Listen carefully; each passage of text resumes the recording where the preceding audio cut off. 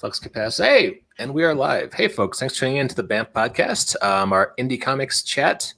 And we are talking to Axe Hands, Ed Kunel. I get your name right? Yeah. Actually, you did a good job with the last time. I know we've been on here before, so that probably helps. But most people are way off. But Ed Kunel, you got close enough for me. All right, well, I'll take it. And we're here talking about this awesome book that you've put out called Invasion from Planet Wrestletopia. Appreciate it. Yeah, thank you. Yeah. I think last time I was here, we had the first 5 issues out. For people who didn't hear that, hear our conversation, Invasion from Planet Wrestletopia. It's about a disgruntled pro wrestler. His name's Rock and Roll Rory Landell. Goes on live TV, and to really kind of stick it to his promoter, he declares himself galactic champion of the universe. TV signal goes out into space. Planet of alien wrestlers is not amused, and we just came out with our 6th and final issue, which we didn't have last time. So excited to have it out there finally. Oh, this is a 47-page extravaganza. Yeah, mega extravaganza. Oh, sweet. Okay, nice. Well, hey, I should introduce my co-host. I was amiss in not doing that. Christopher McLaughlin, a noted RPG writer and wrestling fan from back in the day, before the millennium, right, Chris? Oh yeah. Back before Vince killed it all. Yeah, absolutely. Yeah. Well, whenever you get together with wrestling fans, does everyone just kind of collectively agree that Vince killed it all? We're real wrestling fans. I've always thought, I mean, it's just, okay. We live in a world where it's okay to like what you like, but I just say that, if you're into what WWE and AEW are putting out right now, you're into something that's not actually wrestling. Now, for you, when you say like Vince killed it for you, are you referring to sort of the end of kayfabe, or was it more like the creative decisions he made? It's actually 4 things. Exposing the business, getting rid of kayfabe, wiping out the territories, which I thought was like the best business model for pro wrestling.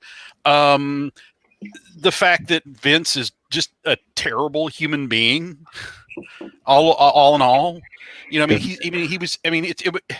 can't even be happy for his success. His name comes up a lot on the Dark Side of the Ring TV show. Oh yeah, absolutely. It comes up fairly often.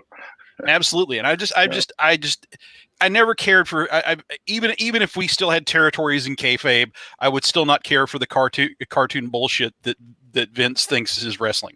Mm-hmm. Oh, excuse me, sports entertainment. Mm-hmm. No. All right. Well, I noticed we were talking before show. You were showing us a bunch of cool autographed pictures you have to your wall there. Yeah. So speaking of, it's interesting. I have some similar feelings here to Christopher. I think for me, it was just like I got into wrestling in the 70s as a kid, and we just happened to have this territory, NWA territory, because I was born and raised in Portland, Oregon. We had Pacific Northwest Championship Wrestling. And when you're a little kid, and there's kayfabe, right? Like, it's the artifice that wrestling is neither scripted nor choreographed. That these are, contests that where the outcome's not predetermined. And you're still like 7 years old. You're buying it hook, line, and sinker. And that I was obsessed with it for, I don't know, till like the mid 80s, and you start to figure it out.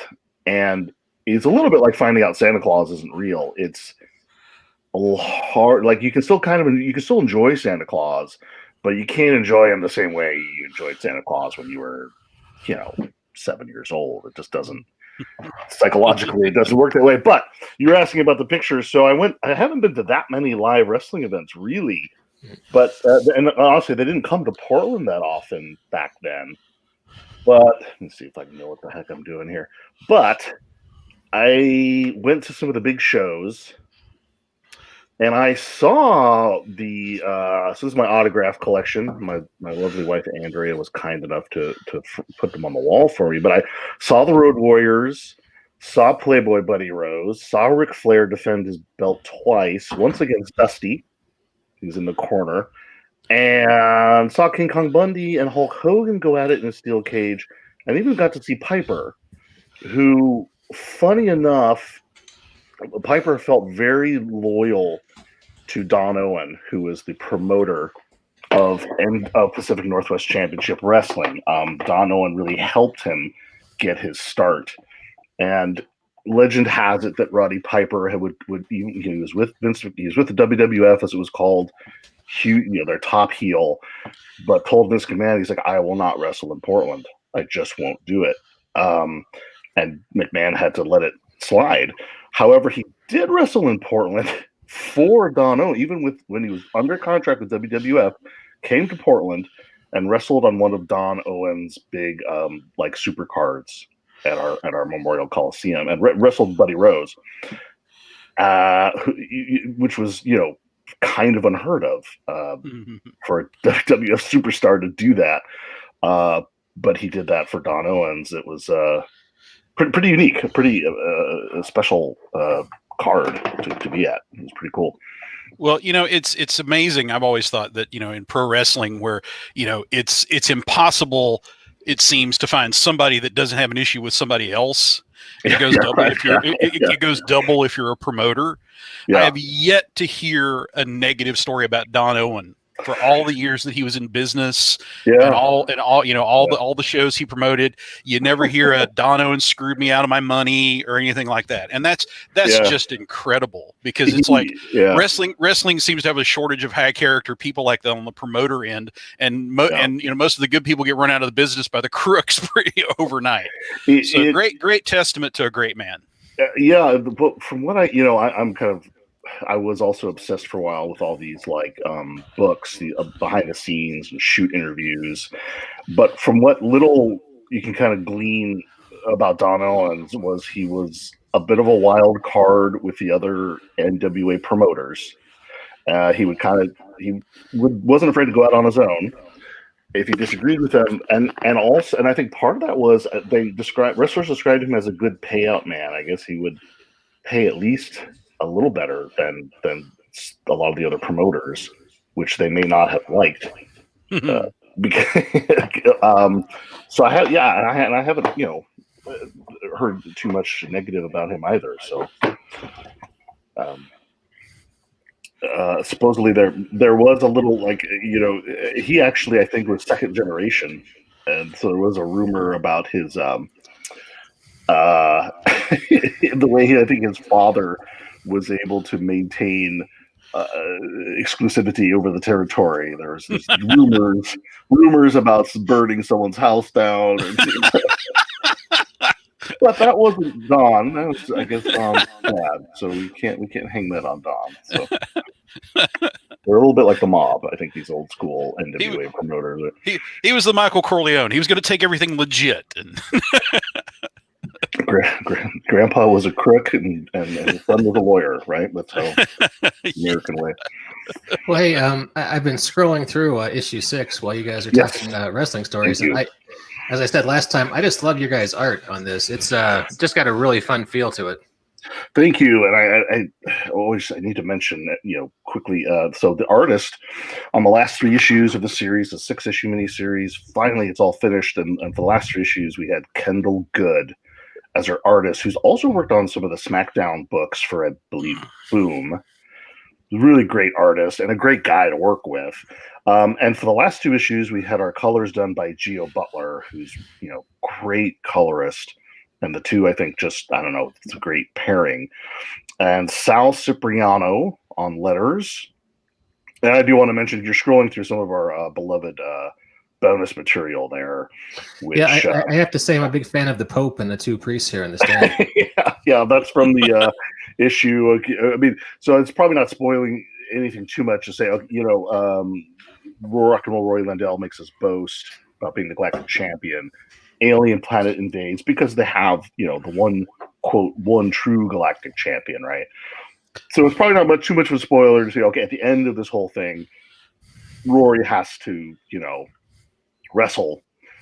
He has to, he has to wrestle. The fate of the planet Earth is in Rory. It depends on Rory's the outcome of Rory's match versus Manifest Destiny, as you can see there. The true galactic champion. So they're going to wrestle, of course. Not too much of a spoiler. And so it's a pay-per-view in which the actual fate of our planet is going to be decided. So Matt Enton, my co-writer, co-creator, were like, okay, well, there's going to be wrestling fans there, but it's also kind of like a really big deal. Like President Clinton's there, the Chinese prime president is there, and you saw the Pope. Like they've got it's a big deal. They have to be there. Right? Yeah, I read all 6 issues just cover to cover in one sitting. Wow. Right around dawn this morning, and I got to tell you, there were two things that I took away from it. Non-spoilery Sure. is and this is just what I took away from it. It's very positive. If you have a different take, I will defer to you. But first of all, it hit me like, oh my God, it's WWE Space Jam.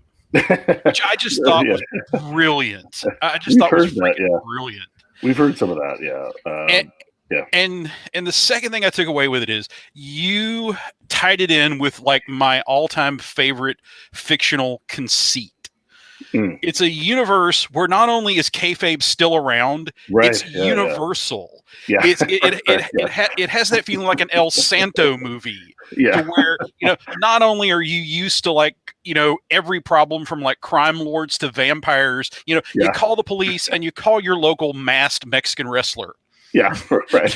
That's just something that you do in this universe. Yeah. And I think it peaked for me in that one panel with the attack on the White House where the Secret Service agents are fighting off guys that are having like actual wrestling moves put on them in the real world. Yeah. Right. And I thought that's kind of genius right there. That's kind of well done. Thank you. So yeah, I mean it's a mashup in the best possible sense of the word. It's combining 2 insanely brilliant things.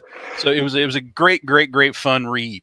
And really more people need to know about WWE Space Jam as what you have done with that elevator pitch. Yeah, no, that is a comparison that makes sense. I think the other one somebody mentioned was like wrestling and Galaxy Quest, which also seemed like a pretty fair comparison as well. And yeah, it's interesting. It's the way we thought of Wrestletopia is just like it's the whole planet where wrestling is their way of life. It's like Manifest Destiny is in charge because he has the belt, so he's like the president of the planet, and it doesn't necessarily make a lot of sense. Like everyone has like these gimmicks, right? And it's like some of them don't even like why is there a guy on Wrestletopia that has a Soviet gimmick? And we're like, he just does, right? And we even had in our own minds we had an explanation for it, which I won't go into, but we were just like, and then another big piece which we were hoping people would sort of. Obviously, you have to take a pretty big leap of faith with this comic, and you kind of have to, buy into the premise. But we were like, we asked ourselves, okay, so if you can hurt a Wrestletopian with a suplex, why is it that you shoot them and like nothing happens? and it's just part of the fiction of our world. It's just you just kind of got to go with it, And it's that El Santo reality. I mean, it's like you either buy into it or you don't, and if you don't, you're missing a lot. You're missing a lot of fun. Yeah, hopefully, most people have been happy to sort of buy into it and go along for the ride. So we're grateful. Yeah, I mean, really, I mean, it's like it's like people that would watch Space Jam and go, "Why aren't they calling fouls?" Right, No, exactly. you're completely missing the point. That is, exactly. Space Jam is a good comparison. Yeah, if you can have fun with with that kind of material, you're probably going to be okay with Wrestletopia. Yeah. So all the issues are out. Best place to get them, I'm guessing there's Comixology, and you guys probably have your own storefront as well, the right? only place to get them right now is Comixology, but like as you said, you can get the whole miniseries now and not have to wait. It took us a long time sometimes between issues, but now you can get the whole story. We are hopeful to have a trade in bookstores and comic book stores. Obviously, the state of the world, it has plans like these kind of up in the air a little bit, but we are going to look to do that next year. We also, I'll just point out though, I mean, I think the single issues each have some cool bonus material. And then it's not a ton of material, but we took a lot of time to kind of create art and write some really fun stuff. And we're not going to reprint that in the trade. We figure, if you bought a single issue, that's exclusive, and we'll have some other fun bonus material stuff in the trade itself. But each of the single issues has some really cool bonus content that you can enjoy if you get those single issues on Comixology. Yeah, I really, that was one of my favorite parts of your books. I was the little ads or the faux ads yeah in the back. It's funny, we have some fictional. When I was a kid, another thing I used to do is buy wrestling magazines. Like, the wrestling magazines were still a big deal. There were several of them, and I would go to my convenience store to buy comic books and wrestling magazines. And being the weirdo that I was, I would even go to like used bookstores and buy old wrestling issues. Because I was so obsessed with it. I was like, okay, who's Harley Race? Like, what was his deal? Like, who was before Harley Race? Like, how far back does this go? So I'm researching all this stuff. And I even still have, a bunch of these old issues. And for those of you who weren't, or maybe around back then, or haven't seen them, they're just hilarious because the magazines themselves are kayfabe, and the articles. You even had heel columnists and like babyface columnists. So we did a lot of that, and a lot of the ads, parody the ads, and they're so much fun to do. There's Rory, you can see with his own, like there was a weird fad where like every wrestler had like a rock album. It was another thing we can blame Vince McMahon for, I guess. But no. I was gonna compliment you on that. Earlier this week, I finally got around to seeing the new documentary about the life of the legendary exotic Adrian Street. Yeah, okay, I haven't seen that yet, but I remember Adrian. Yeah, he was the first rock and roll record ad that I saw. That's right. Yeah, and yeah. I will own up to having several of Adrian's songs on my current playlist. Oh, really? Well, I will confess to buying Michael Hayes of the Fabulous Figures. I bought his like 45 and from the mail, and it's called like Bad Street USA. Yes. And I may have even had it also on tape or something, but yeah, and it was at the time I thought it was really cool. This is probably my favorite one here. Oh yeah, I love that because I just loved. So again, people haven't read the comic, but there's going to be this big pay-per-view to kind of decide the fate of the planet, and I love how they seek to sort of just make money off of it. Like, there's merchandise you can buy that's tied to the pay-per-view. So those are really, really fun to do, and that's what I mean to say. Like, I not to put anyone down who you make a comic, you have back matter. Sometimes you have you write a letter to people, or you show people maybe unused art, which I think is totally cool. But really worked hard to kind of create some stuff that kind of fills out or adds a little bit to the world, and just hopefully give people a laugh. And so. Yeah, this bit here about Count von Gridsbane understands the art of dining well. These 12 regatoes provide a dependable emergency food supply to get you through a prolonged crisis, including such Epicurean delights as dehydrated potato shreds, dried scrambled egg mix, and taco-flavored meat substitute. I guess I'm a mark for that kind of humor. I just thought that was hilarious. Yeah, it's got and then I love how they have all these because it's potentially the end of the world. So they have all this survivalist stuff, and then they have a hat. It's like what it's stupid. Those hats that we all thought were cool back in the 90s. It was funny too. When I was a while ago, I was looking. I happened to look at our comic books on Comixology. And I noticed that those fake ads weren't there, so I just thought, okay, no big deal. We'll fix it.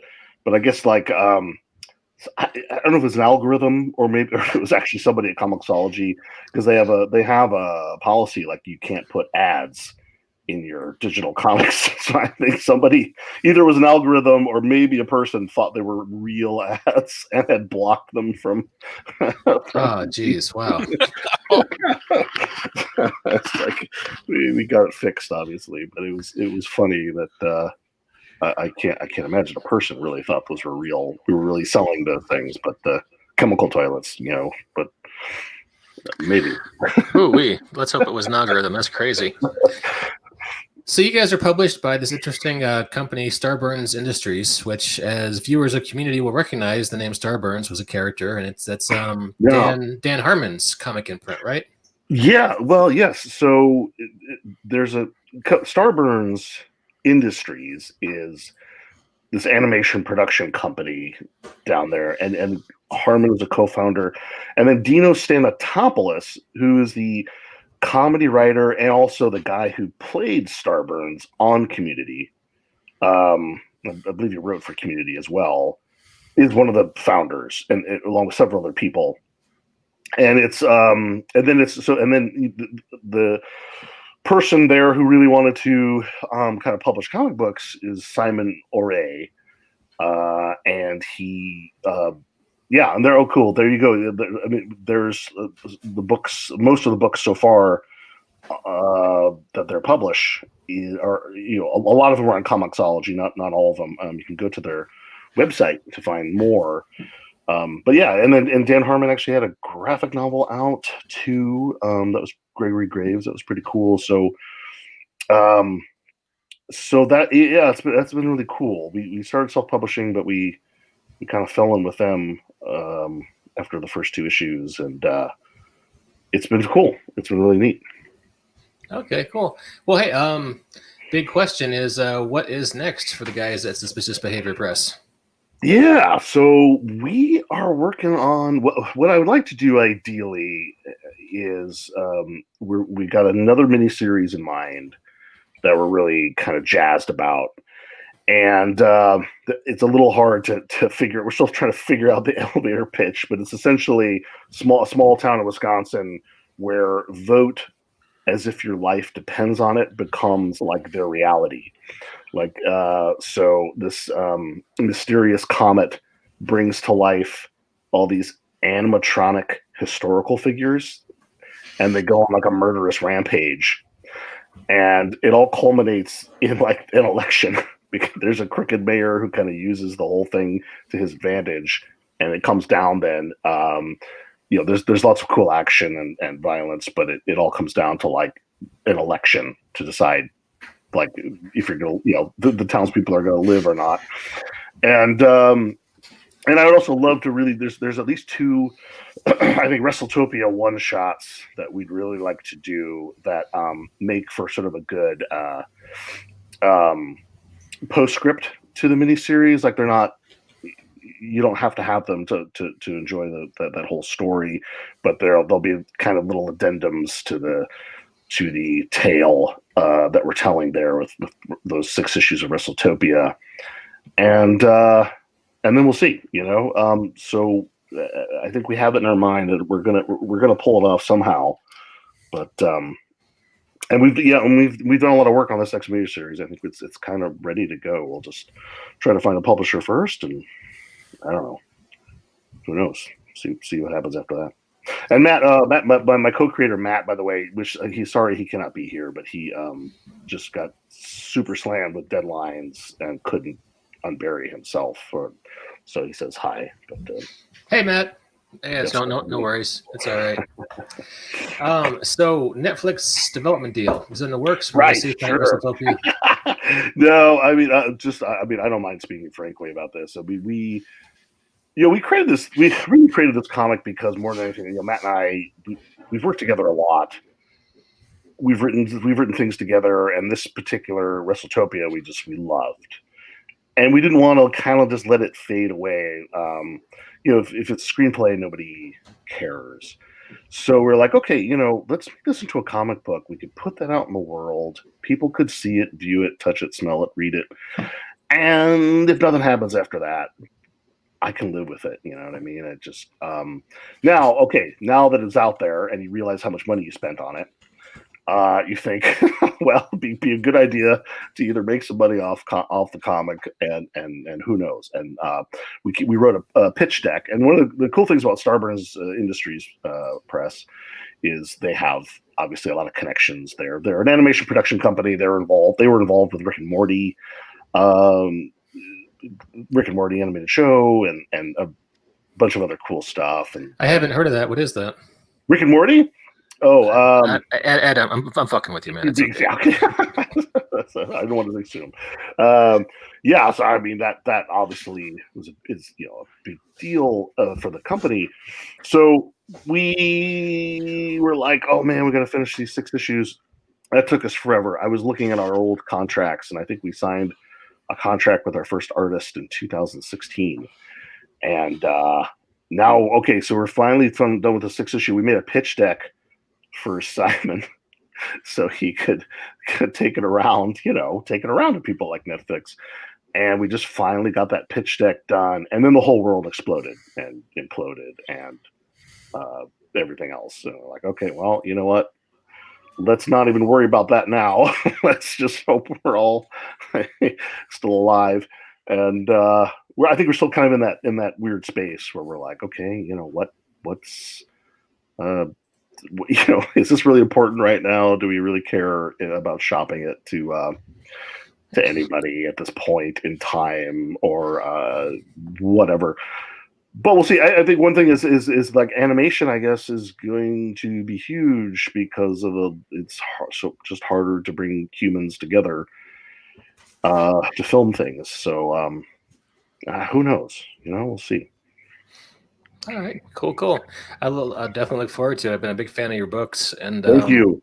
I hope to hear more stuff from the Wrestletopia universe in the future. You will. It'll either happen soon or it'll happen like 3.5 years from now. But it'll happen. It will happen. But thanks so much. I really appreciate it, guys. I appreciate you coming on. Chris, you got any follow-up questions or any closing thoughts? I have a plethora of old off-color wrestling stories that came to mind as we were having the conversation. I would always love to hear them. I love a good wrestling story. Okay, all right. Okay. This is one.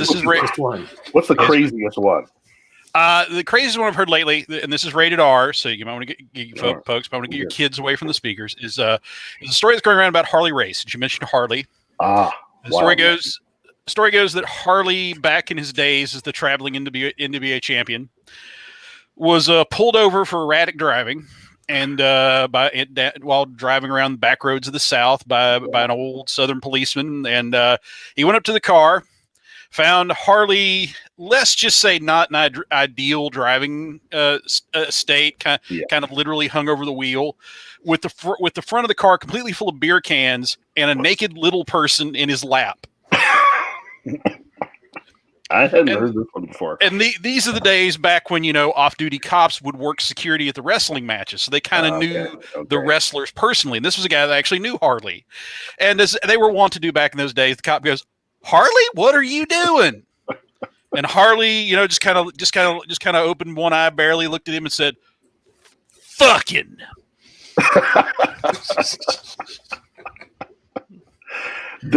I hadn't heard this particular story, and it's 100% believable because of the other Harley race stories I've heard. He was a wild man. In fact, also, I'll just real quick. I know we're probably over on time, but what I love about Harley race isn't so much a story as this is was his life. Like he's expelled from high school, gets into wrestling, and he's like 18. And of course, when you start with wrestling, like anything else, you're given like you're the lowest person on the totem pole. You're given the shittiest jobs. So I love how his first job was he had to drive around this wrestler named Happy Humphrey. Oh, yeah. Happy Humphrey weighed at least like 600 pounds. Yeah. If you go on Google Happy Humphrey, you'll see. So they had a special modified car to take Happy Humphrey around. And hey, you have to take care of the guy. So Happy Humphrey can't fit in like a shower. Harley Race's first job out of high school is to drive this guy around. And when he needs to be bathed, he strips naked. Happy Humphrey lays on the ground. And you have to pour liquid soap on him and hose him down like an animal. And he would eat like 16 chickens at a time. Other stories like he would get stuck at a movie theater. He sat down and got stuck in like the fire department. So could you imagine like a bunch of old people how you probably had this conversation where you get sitting around and be like, "Man, my first job out of high school was so tough. Man, it just sucked. I had to do." Yeah, there's Happy Humphrey. "Oh man, my first job out of high school was tough. You think your first job out of school was tough? How about my first job out of?" Imagine Harley Race is there. Nothing quite says bad life choices than when you've evolved past the ability to wash yourself with a rag and a stick. And could you imagine, like, Harley, you're 18, you're still not where you care what your peers think, and you pull into like the chicken shack, and you're driving Happy Humphrey, and you like the other 18-year-olds from high school are there, like sharing a milkshake with their girlfriend and bragging about like their first job out of school, and they're like, "Oh, hey Harley, how's it going?" He's like, "Oh, Jesus God," Whew, all right. On that happy note, let's call it a show. Happy Humphrey. Can't beat that story. Yeah, I think we'd be obligated to sign off now. That's all right. Well, thank you guys so much. I hugely appreciate it, and hopefully we'll have more good stuff to talk about with you in the not too distant future. Hey, keep up the good work. Godspeed on your future plans. Thank you, Christopher. Thanks, Mike. All right. Hey, thanks, guys. We'll see you next time on the Banff Podcast.